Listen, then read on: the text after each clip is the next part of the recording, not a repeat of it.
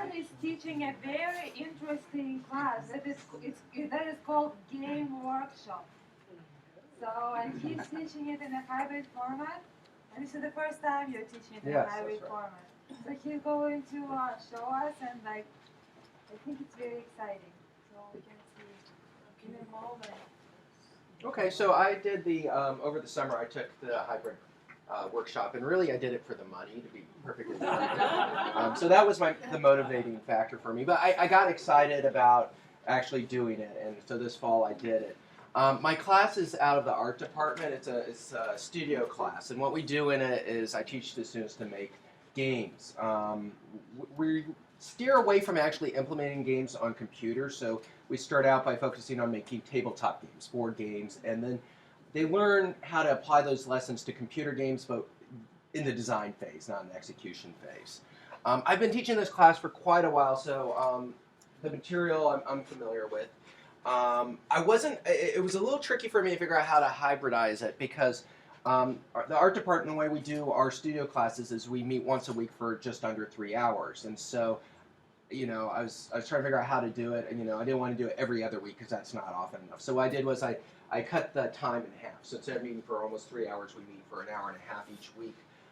One of my goals was to solve a dilemma, which is the students are making their own games, and I want to use the class to play test their games because it's hard for them to find people to play test their games, and that's the iterative game design process is an important part of making a game.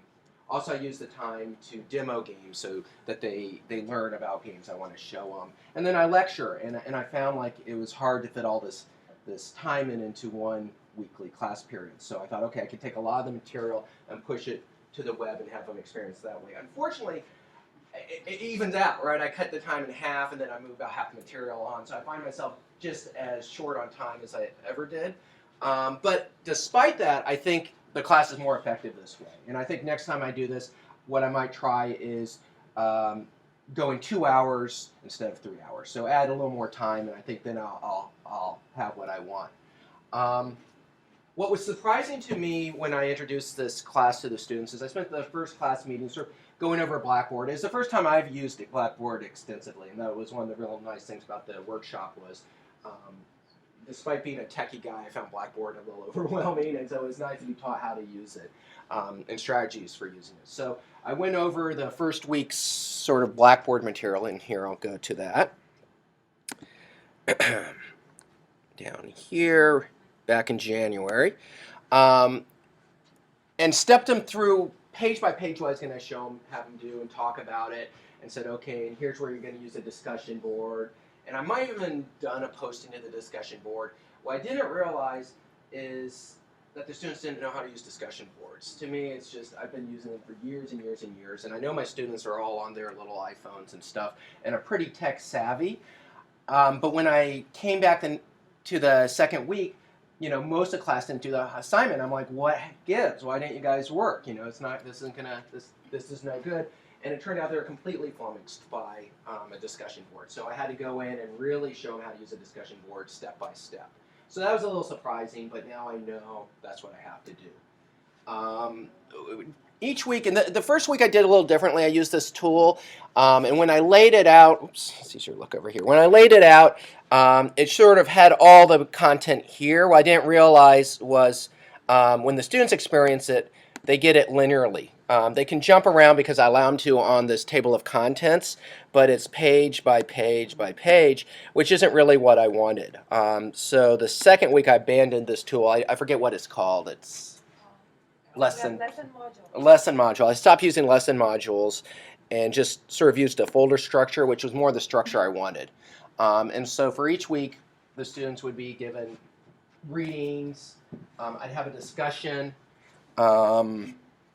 Something for them to do, and different weeks I broke this up slightly differently. Within these folders, then it would go into more details. The discussion boards the first week, which was sort of a fiasco anyway because I knew how to do it, I really tried to have it be a meaningful conversation. I wanted them sort of collaboratively define what a game is, which is a hard thing to define, it turns out. After that, I kind of shifted my strategy with discussion boards. I used them more as grading checkpoints to make sure that they're actually doing the work. So in the second week, just go back there. The discussion was please post and talk about one or more of the following. I gave them some questions, and they're, that it's real content, but largely I just wanted to make sure that they read the reading about in conditions. And then built into Blackboard, if you've used it, you probably know this. You can do the grading right there. That was that. What I think is working better as a hybrid class than it has worked in my offline classes is they actually are doing the readings and the sort of side assignments. So like if I ask them, oh, go play this online game, they're actually doing it, which you'd think students would be motivated to do that anyway, but in my experience in the past is when they come back after I've given homework, oh, do this reading or play this game, a good half the class, if not more, didn't do it. Here, I think one is because it's so easy to click on it and do it, but also because I have these grading checkpoints where in my offline version of this, I didn't want to give weekly quizzes, so I just had discussion and hope, the fear of being in a discussion, not knowing to say would be enough to get them to do it, but for half class it wasn't. But because I have these grading checkpoints in the form of discussions, I think it really helped. The other thing which Blackboard does, which I really like, is I can track what students look at. And so what sort of surprised me in this version is for the readings, almost all the students actually opened up the reading. Now, I don't know if they actually read it, but it was nice to see they're actually opening all the readings. So that was really satisfying. I guess that's mainly what I had to share. I could show more details or answer questions if people have them. How would you change things for the following year? Would you employ more interaction, or how would you do it differently? I'm actually pretty happy with how things are going. I'm actually writing a book, and so I spend a fair amount of time working on their readings, which some of these are links to other ones. This is one I wrote, so it's actually a fair amount of work to do that, but it's work I had to do anyway. So I'm pretty happy with that. I have some readings which are from other folks, so this would download if it doesn't. I guess I'll open this. Oh, plugin. But right now, I don't know, other than introducing them a bit better to Blackboard, I don't know if I would change it a whole lot, except I want more time. Originally, I was thinking I could push off all the material I did in lectures and sort of in-class discussions to here, but I like lecturing. I like the interactivity of it, and there's some things where it's just easier to do and more fun to do in class. So I brought that back more than I thought, but I think that's working. Also, as we were saying, the discussion boards, they're fair to middle and actually promoting a good discussion. So I do still have in the discussion boards times where I say, okay, post something, and you also have to respond to someone else's posting. But it's different than, as you guys know, actually having students talk in class. So my strategy certainly has shifted for the next time, where I'm going to just keep some lecture material, keep some in-class discussion. Yeah. So you think of doing something maybe with Camtasia, what you does, and you like lecturing, Yeah. and then you could take your lecture and put it up there.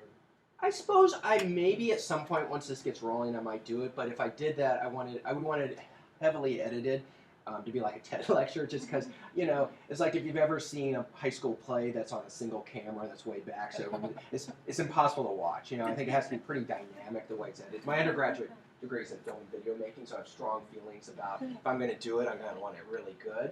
And at this point, that's way more time than I want to spend. And speaking of way more time, one of the reasons discussions aren't as good as they could be is, honestly, I'm not checking in most days on the week. I have stuff for them to do. I grade it once a week, but I'm not checking in trying to promote the discussion. I imagine if I was, the discussion boards would be more effective, but I don't have the time to do that. Yeah. There's actually that, first of all. You wouldn't, unless you had somebody facilitating or moderating or kind of goosing the discussion. Yeah. Which would either be the instructor, or you could delegate one kid a week. Yeah. Yeah, which would be one thing, but something you just sort of push it and keep them sort of moving forward. The other thing is, we have such a lot of concern about contact hours. On paper, if you split this up and account for all of it, Mm-hmm. you can say, here are my contact hours, here's this, but what about the contactness? I'm concerned about the quality of actual Yeah. contact? How do you, and it's hard to actually account for that. It is On hard the to other hand, account. kid by kid, Yeah. it's hard to account for that kid in the back who's cruising the web and not doing anything either. Yeah. But at least his body is in the room and you know it's there. Well, I think it's different for every teacher. I think for me and the style I use, this I feel like it's better than what I've done in the past because there's more individual checks. So, in the past I'd give a reading and then the way I would evaluate the readings, have it in class discussion, and there's people who wouldn't talk, and I don't want to sit there going, what do you have to say? What do you guys say? I don't want to do that. I want to have a discussion. Whereas now I have a reading and then they have to do the discussion board and everyone has to do it. So I feel like my students are actually on a whole absorbing more material. So I'm happy with that. I'm sure there's other instructors who, the way they teach, that wouldn't necessarily be better for them, but for me it is, yeah. Do you feel that the discussions online are as free as they would be in class? No, I think I'm not expecting it to be, at this point I'm expecting them to give a short answer. That other people are going to be looking at it? Well, you can or cannot. I don't allow in my discussion boards anonymous posts, but I do have a question and answer which is anonymous. And so I told them I'll put this up here. If you have any questions or anything you want to say anonymously, you can put it there. And if you get really rude, I'll stop that. No one's been rude. But again, I'm not really trying. After the first week, I kind of punted on trying to have meaningful discussions. It's really more. It's almost like a quiz that's one or two short answers is what the discussion boards have been for me. Someone else might be able to get that, and you can allow anonymous discussions, but we want to evaluate the students, and we need to know who they are to There are evaluate. so many different ways to use the discussion board. Especially it's a hybrid class. If we can have meaningful discussions in class, there is no reason to try to push for it even more on the discussion board. And you can use the discussion board the way that Ethan is proposing, and you actually know more about how your students are doing, how each individual student is doing than you would in the class, with some of the students actually not participating. And you don't know, did they read, did they not read, what do they think? So it does actually give you more information about your students and how they actually perform in the class. And I have 15 students in my class, which is a full class for our art studio class. And you can see in terms of number of participants and number of posts, they're actually participating. For some reason 3 students didn't do that, but the ones who did, and I know who did and who didn't. This is an art class? Yes, it's an art class. So how does art come into this? Well, art is broadly defined in our department. So it's game design, and as a design is considered part of art. I'm in electronic design and multimedia. Yeah. I don't have much direct experience with this, so I hope the question is intelligible. But all of you seem like first of all, you're kind of setting up a course to be operated online, and then you operate it online. And I would think an instructor necessarily has to do all the online operation of the course. But in the setup of the course, if you can distinguish those, are there any elements of that setup where you'd actually want to delegate the setup tasks to someone else? The only thing I could possibly think of is the video lessons. Maybe you could almost be relieved if someone else could help or put those together for you within a department, or not.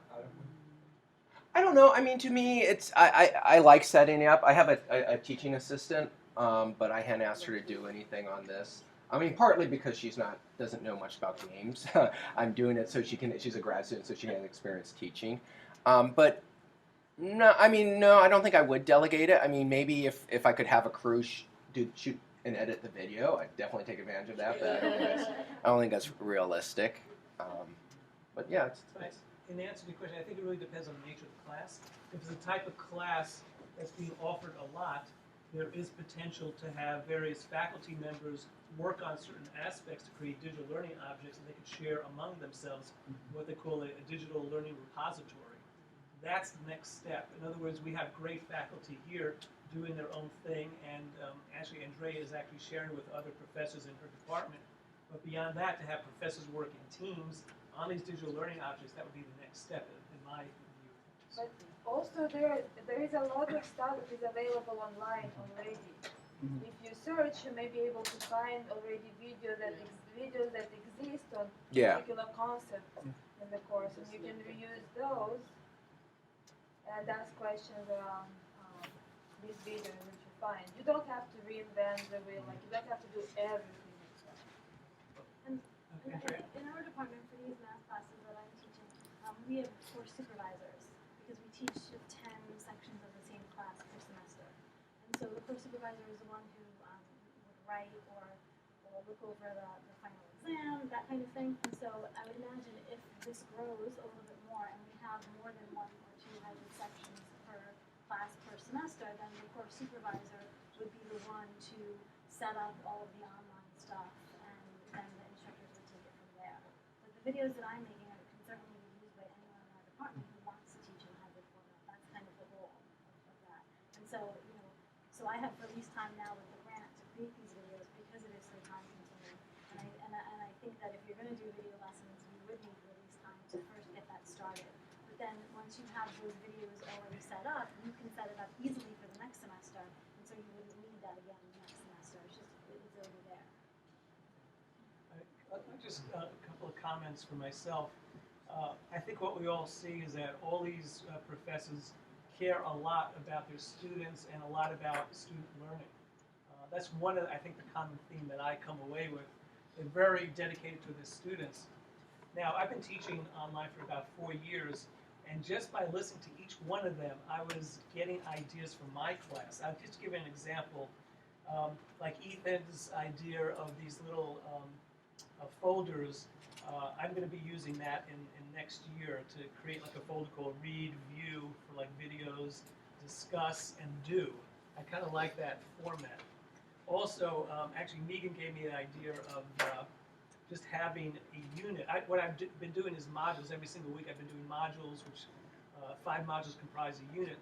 But actually, I like the idea of just having just one unit with everything in the unit. It makes a lot more sense to me, so I picked that up. And that's great. And of course, Andrea, I like the idea of a Facebook group. I'm going to try using that in my class because I don't want them to use my Facebook account, but to have an instructor account I think is great. So just by listening to each of these instructors, I personally have gained a lot, and I really appreciate that. Any other comments before we call this to a close? Yes. Well, I'm really impressed with how your graphics on Blackboard, because it's not easy to make it look this beautiful. I'm really motivated to go back and try to fix mine up. Well, I learned that in the hybrid class. Is that the banner or? Well, even just the way that it's all, like, I agree with Bruce about the folders, and it's just very well organized and clear and attractive. Thank you. Just a quick, is this a sequence or is it standalone? It's standalone. Do they actually have to produce a game? Yeah, they produce games as they move along. Up until this last week, it's been little things where I gave them like a game and they have to modify it. Now they're on a multi-week one to do a board game from scratch. So I try to ease them into it. But yeah, they create games over the course of the semester.